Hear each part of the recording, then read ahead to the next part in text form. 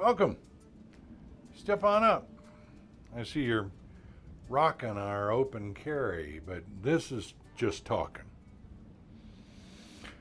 I was just remembering to a few years back to a road trip I took with my card playing buddies, the Copper County Card Sharks.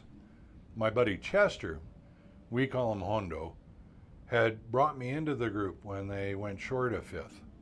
Like him, they're all a tick or two older. They actually call me the kid. Yeah, a bunch of clowns. Anyway, one night our buddy Cole comes in, straight from a doctor's appointment with a bad diagnosis. He was shook for sure.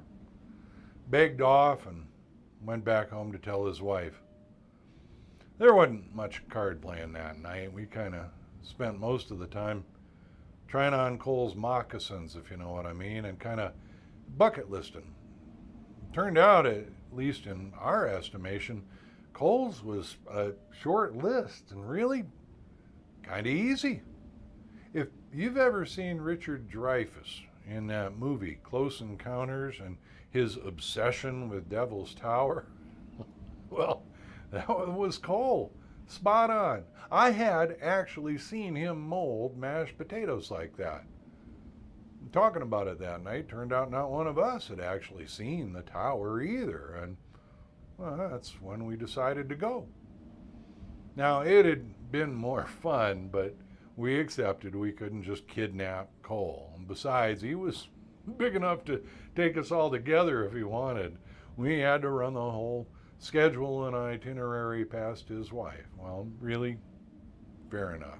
She did see what the trip would mean to him, and we'd be taking it careful, no more than 400 miles the first day to see how it went for him, and always ready to turn back if it got too hard on him.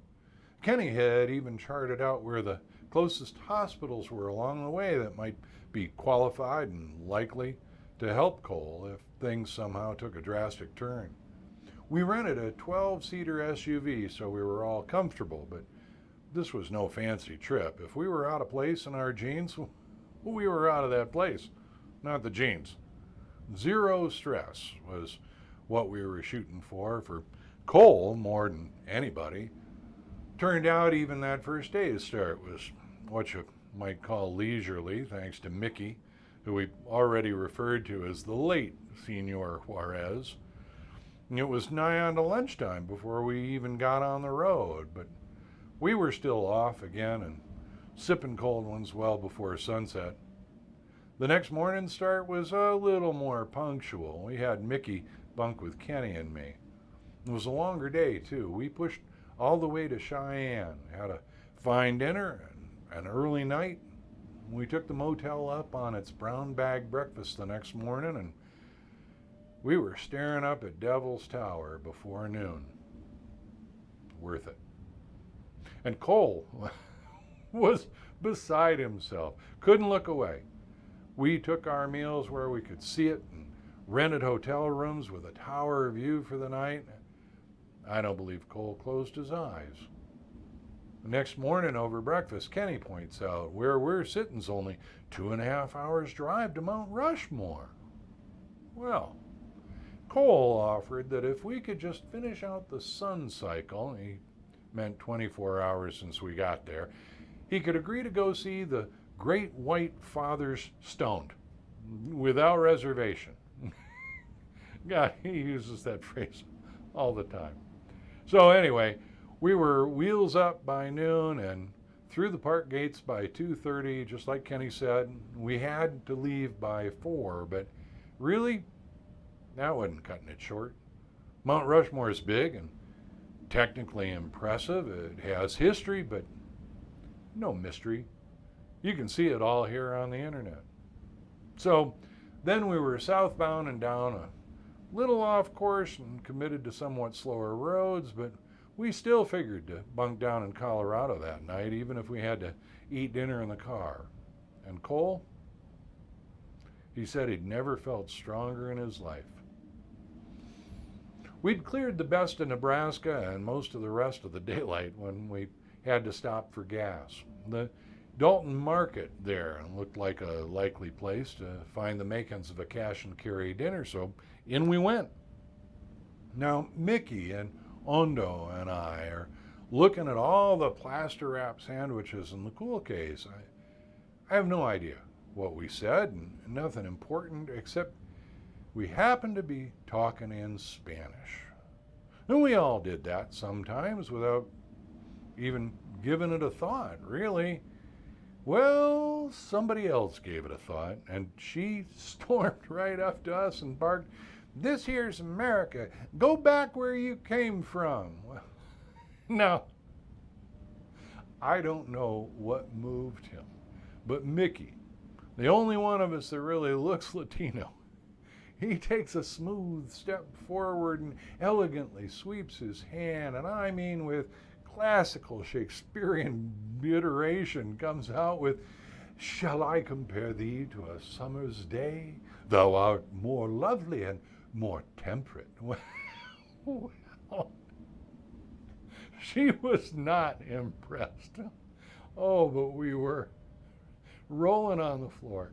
Kenny and Cole had made it in just in time for it, too. By the time we'd caught our breaths and wiped the tears from our eyes, she had fetched her man, and as he stepped in, you could see this was not his first time with this nonsense. He just looked tired, but somehow duty-bound. "You fellas don't like our language?" "We do like our language. Every man one of us born and raised with it." Cole was looking maybe a quarter mile down on him. "But we like other languages too sometimes. You got one?"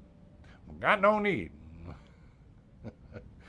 "Well, friend," I said, "we don't see it as a need. It's an answer to a curiosity. It's a secret code. It's a tribute to a personal legacy. It's not just a different word for everything. In a way, it's a different way of thinking about everything." Now, I could have stopped right there, but I was feeling good. I hadn't known I'd been waiting for this, and on I went. You all might be more comfortable in a totalitarian, authoritarian type nation where the government dictates one single official language for everybody. But here, in this democratic republic where we were born, there has never been an official language. And the way that values everybody that can and has pitched in to keep us all safe and move us all forward, even you, is a point of national pride with me. Well, each one of the fellas bought the kid around for that little speech when we got off the road in Sterling that night, but it hadn't set too well with the happy couple. He just kind of huffed and turned and stalked off with her yapping at his shoulder to call Deputy Bradley on that vagrant migrant trash, and him growl whining how them damn Eastern libtards would be gone by nightfall anyhow. There was more than a round or two for Mickey that night as well, who had now been dubbed the late bard of the globe.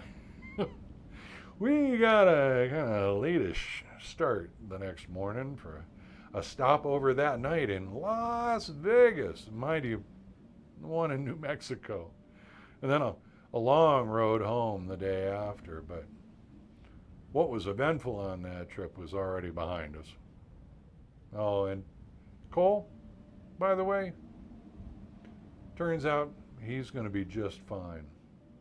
That man's our stone tower.